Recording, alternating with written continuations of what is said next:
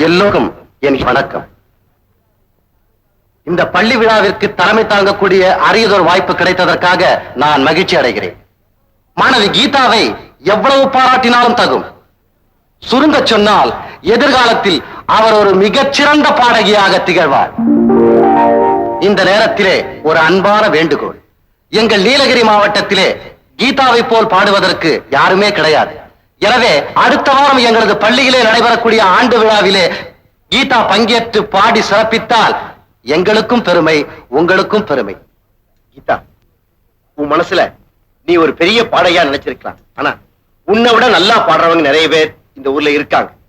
ஊட்டி principal உன்னை ஓஹோன்னு போன்றதும் all India லெவல்ல பெரிய பாடகியா வரலாம் நினைக்காத. என்ன, எனக்கு இந்த பாட்டு கச்சேரி எல்லாம் கொஞ்சம் கூட பிடிக்காது. அப்படின்னா ஊட்டி ப்ரோக்ராம் கண்டிப்பா போறோம். ஆனா அதே நேரத்துல இந்த பாட்டே உன் படிப்பை கெடுத்துடக் கூடாது இல்லையா? அதனால உன்னை அடிக்கடி பாட நான் அலோவ் பண்ண மாட்டேன். புரியுதா? அப்பா, இறந்து போன அம்மாவோட ஆசையே நான் ஒரு பெரிய பாடகியா வரணுங்கிறதுதான். அவங்க கர்நாடக இசையில ரொம்ப ஃபேமஸா இருந்தாங்க. அவங்க பாடிக்கிட்டே உயிரை விட்டாங்க. அப்ப கூட அது எனக்கு தெரியும். இந்த பாட்டு தான் உங்க அம்மாவோட உயிரையே பறிச்சிடுச்சு. அதே பாட்டு உன் படிப்பையும் பறிச்சிடக் கூடாது இல்லையா? ஏங்க, எப்போ எதை பேசுறதுன்னு உங்களுக்கு தெரியல. பழசெல்லாம் ஞாபகப்படுத்திக்கிட்டு நீ அழாம சாப்பிடுமா? ஐம் சாரி கீதா, ஏதோ வேகத்துல பேசிட்டேன். உன்னோட எதிர்காலம் நல்லா இருக்கணுங்கிறதுக்காகத்தான் அந்த மாதிரி பேசினேன். உனக்காகத்தான் நான் விஜய 2ஆம் தாரமா கல்யாணம் பண்ணிக்கிட்டேன்.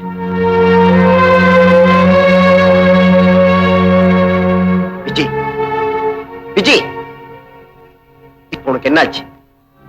ஏன் பின்னாடி திரும்பி படுத்துட்ட? பின்ன என்னங்க, நீங்க என்ன ஆசைப்பட்டா கல்யாணம் பண்ணிக்கிட்டீங்க? உங்க பொண்ணோட எதிர்காலத்துக்காக தானே என்ன கல்யாணம் பண்ணிக்கிட்டீங்க. அப்படி இருக்கும்போது பின்னாடி திரும்பி படுக்காம உங்க முன்னாடியே திரும்பி படுப்பாங்க? விஜய், நீ நினைக்கிற மாதிரி இல்ல. நான் உன்னை கல்யாணம் பண்ணிக்கிட்டதுக்கு அப்புறம் கீதா மேல நான் காட்டுற பாசம் குறைஞ்சிருச்சுன்னு அவ நினைக்க கூடாது இல்லையா? அதனாலதான் அந்த மாதிரி சொன்னேன். இங்க பாரு, நானும் கீதாவும் ஊட்டிக்கு போயிட்டு 2 நாள்ல வந்துடுறோம். ஏய், ஏன் அழற? கல்யாணம் பண்ணதுல இருந்து இது வரைக்கும் நீங்க என்ன ஹனிமூன் கூட்டிட்டு போனதில்ல. காலையில சீக்கிரமா போறீங்க, ராத்திரியில நேரம் கழிச்சு வரீங்க. நீங்க வாழ்க்கையோட சுகத்தை அனுபவிச்சுட்டீங்க. ஆனா நான் நீ என்ன சொல்ல வரேன்னு எனக்கு புரியுது விஜய். நீங்க பெரிய ஆளு, புரிஞ்சும் புரியாத மாதிரி நடிக்கிறீங்க. அப்பவே சொன்னாங்க 2ஆம் தரமா கல்யாணம் பண்ணிக்காதடின்னு.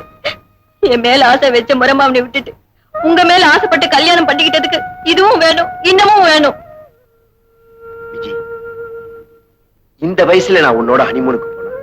எல்லாரும் ஒரு மாதிரியா நினைப்பாங்கன்னுதான் உன்னோட கீதாவையும் ஊட்டிக்கு கூட்டிட்டு போறதா நான் முடிவு பண்ணிருக்கேன்.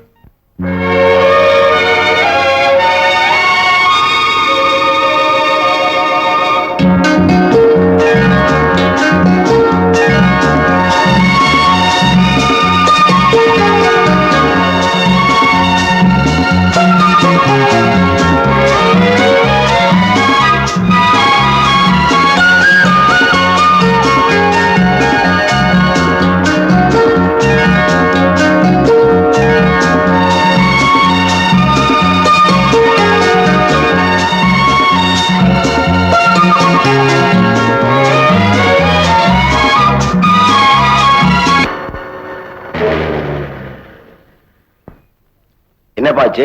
ரேடியேட்டர் ஹீட் ஆயிடுச்சு போலுங்க. பக்கத்து தண்ணி கொண்டு வா. அப்பா, அந்த வியூ பாயிண்ட் ரொம்ப நல்லா இருக்குப்பா. நான் போயிட்டு வரட்டுமா? போயிட்டு வாமா. Thank you daddy.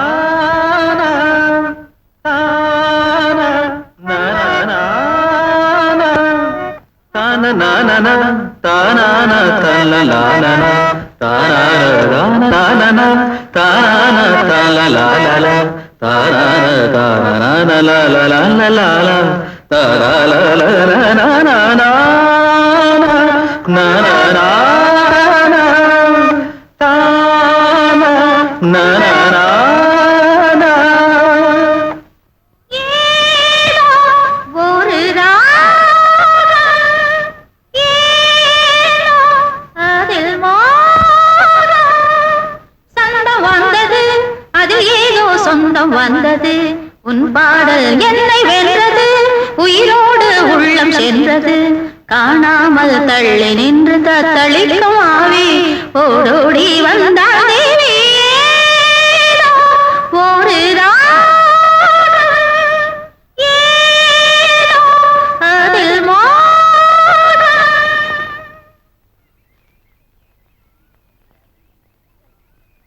நீங்க யாரு? சொல்றேன். இவ்வளவு அழகா ஹார்மோனியம் வாசிக்கிறீங்க, ஆனா பார்க்க ரொம்ப சாதாரணமா இருக்கீங்க. ஏழைங்கண்ணா சாதாரணமா தான் இருப்பாங்க.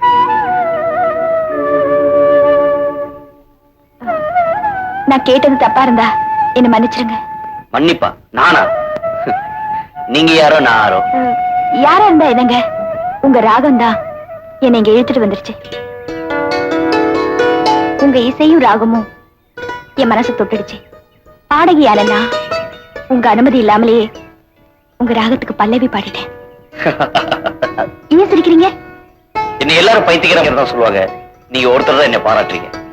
நான் எப்பவும் எதையுமே மனசுல மறைச்சு பழக்கம் இல்ல. தப்பா நினைக்கலன்னா நீங்க யாருன்னு நான் தெரிஞ்சுக்கலாமா? ஏன் அழறீங்க? நான் ஏன் அழுதுன்னு தெரியுங்களா? இன்னைக்கு நான் சந்தோஷமா இருக்கேன். வாழ்க்கையில வேதனையை தாங்கி தாங்கி பழக்கப்பட்ட எனக்கு சந்தோஷம்னு வந்தா தாங்கிக்க முடியாது. இன்னைக்கு நான் சந்தோஷமா இருக்கேன், அதனாலதான் அழுது. உங்க கதையை சொன்னா அது எனக்கும் வேதனையா தான் இருக்கும். எனக்கு வேதனை வரும்போதெல்லாம் சோகமான கீதத்தையும், சந்தோஷம் வரும்போதெல்லாம் இன்பமான கீதத்தையும் இந்த ஹார்மோனியத்தில் வாசிப்பேன். இந்த பெட்டிக்கு மட்டும் தெரிஞ்ச கதையை முதல் முறையா உங்களுக்கு மட்டும் சொல்றேன். சின்ன வயசுலயே அப்பா அம்மா இறந்துட்டேன்.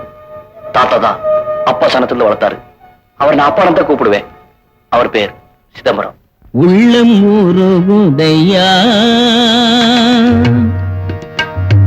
உள்ளம் ஊருகுதையா முருகா உன்னடி காண்கையிலே அள்ளி அணைத்திடவே எனக்கோர் ஆசையும் பிறக்குதையா முருகா.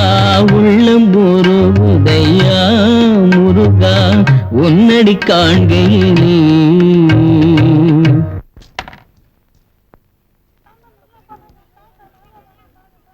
பாபு, பாபு கண்ணா எங்கடா இருக்கே?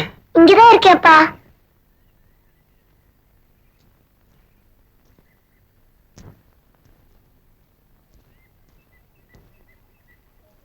காசு எவ்வளவு சேர்ந்திருக்கு? ₹1 10 காசு சேர்ந்திருக்கப்பா. இன்னைக்கு ராத்திரி எப்படி சாப்பிடுறது? ஏப்பா கவலைப்படுறீங்க? இன்னைக்கு ராத்திரி டீயும் பண்ணும் சாப்பிடுவோம். நாளைக்கு கிடைக்கிற காசுக்கு சோறு சாப்பிடுவோம். வாங்கப்பா போலாம்.